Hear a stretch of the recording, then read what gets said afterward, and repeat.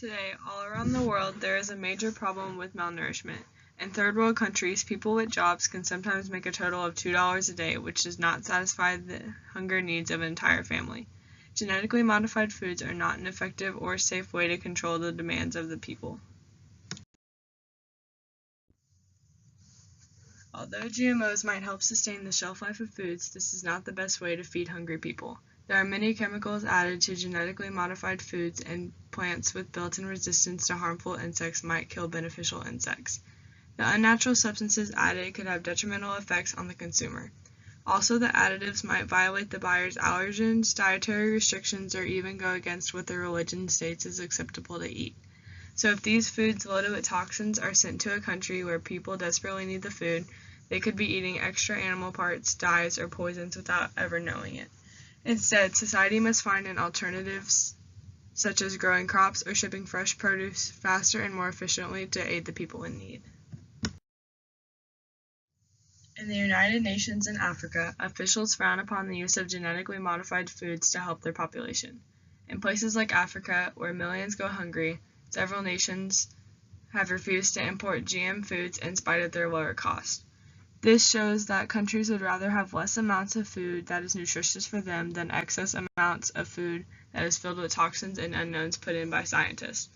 Instead of focusing attention on finding the next great genetically modified food that stays fresh longer due to the hundreds of chemicals that nobody can pronounce, people need to switch their attention to finding ways to create farms and dairy farms and plantations full of fruits and vegetables to help the starving humans all over the world in a completely safe and competent way. Some of the effects of genetically modified foods are still unknown to scientists. Some say that GMOs have no long-lasting effect on humans, which is extremely untrue.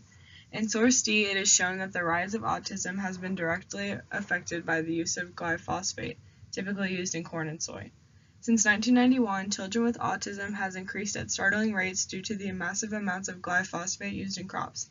The use of this chemical herbicide has gone up from a couple thousand tons in the early 1990s to over 350,000 tons in 2009. Having a slightly larger number of crops because of the use of glyphosate is not worth the long-lasting effects of many children having autism their entire life. If Americans send food with the chemical herbicides to other countries, autism could continue to spread in places where mental disorders are not as tolerated as they are in the United States. This could lead to unfair treatment of kids and adults, all because someone wanted to have bigger corn kernels.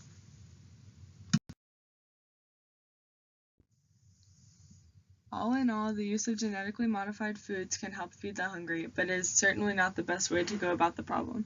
GMOs can lead to many health issues and kill helpful insects, while normal crops are completely safe and healthy for humans to eat. Genetically modified foods need to be stopped, and a new way of feeding the malnourished must be found to stop the effects from seeping any deeper.